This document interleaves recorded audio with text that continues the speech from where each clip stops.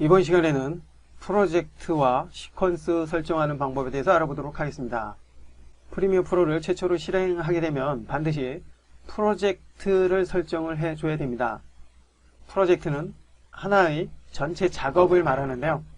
이러한 작업을 어떻게 설정을 해서 작업을 할 것인지에 대한 그런 설정이라고 보시면 됩니다. 그리고 시퀀스 설정은 실제 작업하는 공간을 설정을 하는 것을 말하고요.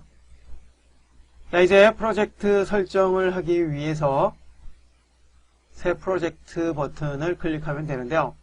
자, 여기서 최근 목록을 보면 이전에 작업을 했던 그 작업 프로젝트 목록이 이렇게 나타납니다. 현재는 하나의 작업밖에 이루어지지 않은 상태이기 때문에 하나의 목록만 나타나고요. 만약 여러 개의 작업을 한 상태라면 그 작업한 프로젝트가 이 목록에 등록이 되기 때문에 선택을 해서 다시 작업을 할 수가 있습니다. 만약 최근 목록에도 프로젝트가 없다면 많이 밀려나는 것이기 때문에 프로젝트 열기를 통해서 불러와서 사용을 하면 되겠고요. 자, 이제 프로젝트 설정을 하기 위해서 새 프로젝트 버튼을 클릭합니다. 자, 그러면 새 프로젝트 설정 창이 나타났고요. 이름은 작업할 프로젝트의 주제를 입력을 해주면 되겠고요. 자, 여기에서는 그냥 프로젝트 설정이라고 입력을 하겠습니다. 실제 작업이라면 그 작업에 맞는 프로젝트의 이름을 입력을 해주면 되겠고요. 그리고 아래쪽에 프로젝트 파일이 저장될 경로를 설정을 해줄 수가 있는데요. 기본적으로 C 드라이브에 저장이 되지만 만약 여러분이 별도로 특정한 공간에 저장을 하고자 한다면 찾아보기 버튼을 클릭해서 여러분이 원하는 공간에 프로젝트를 저장을 해줄 수도 있습니다. 가령 하나의 폴더를 만들어 주고요. 프로젝트라는 폴더를 만들었습니다. 더블 클릭해서 들어갑니다. 자, 그 다음에 폴더 선택을 통해서 그 경로를 바꿔줄 수 있다는 것이죠. 이 부분은 여러분 작업 상황에 맞게 적절하게 사용을 해 주시면 됩니다. 계속해서 일반 항목에 대해서 살펴보도록 하겠습니다.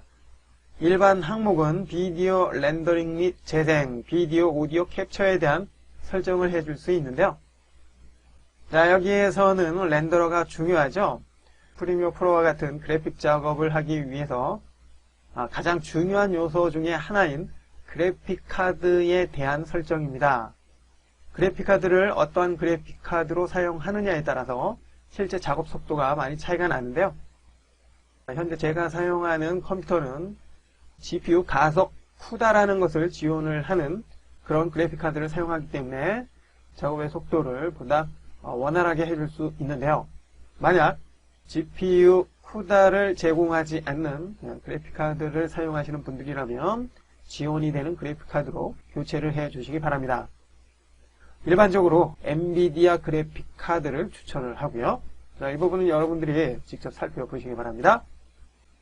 그리고 아래쪽에 비디오 표시 형식인데요.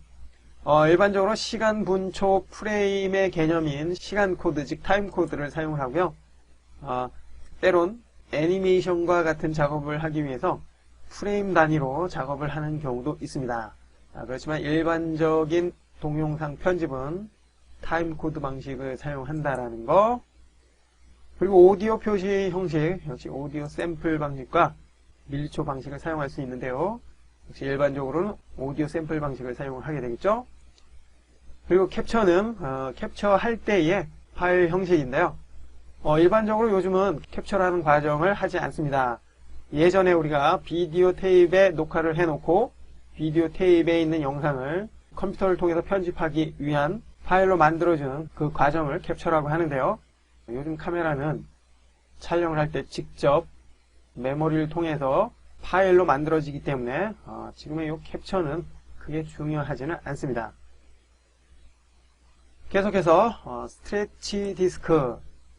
자, 여기에서는 캡처된 비디오 오디오 파일이 어떤 위치에 저장을 할 것인지, 그리고 작업한 내용을 미리 보기 할 때에 만들어지는 파일이 어디에 저장이 될 것인지, 그리고 프로젝트 파일이 어디에 저장이 될 것인지, 그 밖에 CC 라이브러리와 모션 그래픽 템플릿 파일이 어디에 기본적으로 저장이 될 것인지에 대한 경로 설정을 미리 해줄 수가 있습니다. 이 부분은 여러분이 편한 그 위치를 설정을 해주면 되겠고요.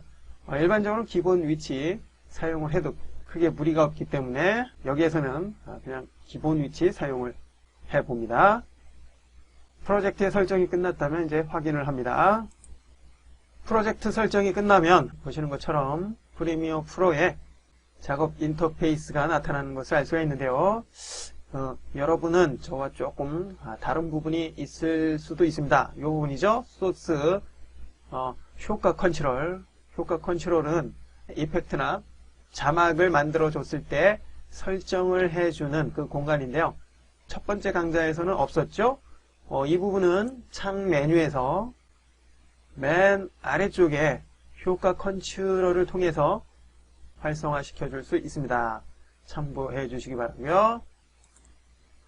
자, 이제 새로운 작업을 하기 위한 시퀀스 공간을 미리 설정을 해보도록 하겠습니다. 파일 메뉴로 가세요. 새로 만들기. 맨 위에 프로젝트는 새로운 프로젝트를 만들 때 사용이 되고요. 이미 만들어졌기 때문에 큰 의미는 없습니다. 자, 네 번째에 있는 시퀀스 메뉴 선택을 해볼까요? 그러면 새 시퀀스 설정 창이 나타났습니다.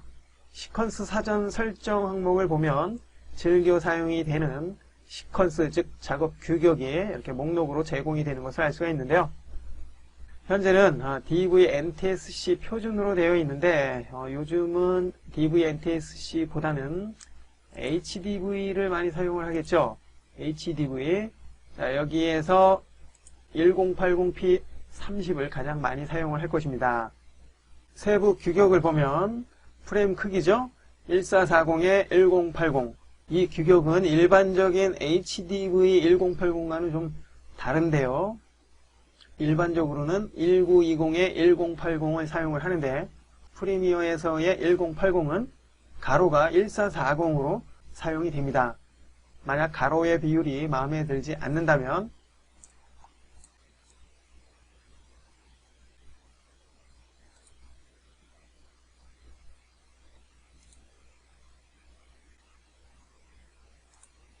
ARRI에서 1080 규격을 사용을 하십시오. 그러면 지금처럼 1920의 1080 규격을 사용을 할 수가 있습니다. 그 밖에 다양한 규격을 프리셋으로 제공을 하는데요.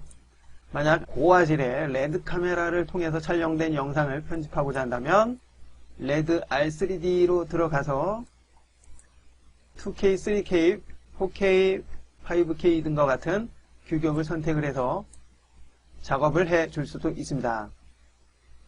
자, 그렇지만 일반적으로는 레드 카메라를 통해서 촬영한 영상을 편집할 일은 그렇게 많지 않기 때문에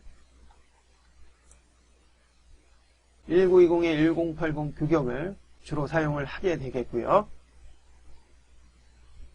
자, 계속해서 설정으로 가봅니다. 설정에서는 방금 지정된 규격에 대한 세부 설정을 해줄 수가 있는데요. 편집 모드를 통해서 또 다른 규격으로 재설정을 해줄 수가 있고요. 만약 앞서 선택한 규격이 마음에 들지 않는다, 즉 잘못됐다라고 판단이 된다면 새로운 규격으로 선택을 해주면 되겠고요. 그리고 시간 기준은 초당 사용이 되는 프레임 개수입니다. 역시 프레임 개수 재설정을 해줄 수가 있고요. 그리고 프레임 크기, 즉 화면 크기죠. 역시 우리가 원하는 새로운 규격이 있다면 여기서 직접 입력을 해서 새로운 규격으로 재설정을 해줄 수가 있습니다. 그리고 아래쪽에 픽셀 종횡비는 화면의 가장 작은 단위이죠.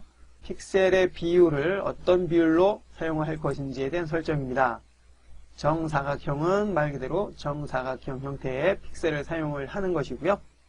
세로가 1일 때 가로가 0.90V를 사용하는 방식과 그 다음에 와이드 스크린이죠. 세로가 1일 때 1.211 비율을 가진 픽셀, 그 밖에 다양한 픽셀 비율을 선택해서 사용을 해줄 수가 있습니다. 이미 프레임 크기를 1920에 1080으로 했기 때문에 픽셀 종횡비는 정사각형으로 사용하는 것이 좋겠고요. 그리고 필드 방식은 요즘은 큰 의미가 없고요. 이것은 예전에 필름을 통해서 촬영을 했을 때에 그 필드, 즉 주사선에 대한 설정을 할 때 사용이 됩니다. 그렇기 때문에 지금은 대부분 필드 없음, 즉 프로그레시브 스캔 방식을 사용을 하게 되겠고요. 표시 형식은 현재 30프레임 방식의 타임코드로 되어 있고요. 역시 이 부분도 특별한 것이 없다면 이 방식 그대로 사용을 하면 됩니다. 계속해서 오디오의 샘플 속도 수치가 높을수록 더 뛰어난 음질의 작업을 해줄 수가 있는데요. 일반적으로는 48000Hz를 사용을 하겠고요. 그 밖에 콘서트나 오케스트라와 같은 그러한 작업이라면 지금의 오디오 샘플 속도를 보다 높게 해주는 것이 좋습니다. 그리고 역시 이전에 살펴봤듯이 표시 형식에 대한 설정해 줄 수가 있고요. 아래쪽에 비디오 미리 보기가 있는데요. 작업을 하다 보면 중간중간에 작업한 내용을 실시간으로 확인을 하기 위한 미리 보기를 하는 경우가 있습니다. 엔터키를 눌렀을 때 미리 보기가 실행이 되는데요. 그때 보여지는 파일 형식과 크기에 대한 설정을 해줄 수가 있습니다. 이 부분 역시 그냥 기본값을 사용을 하지만 만약 여러분이 원하는 특별한 비율이 있다면 설정을 해서 사용을 해 주시기 바랍니다.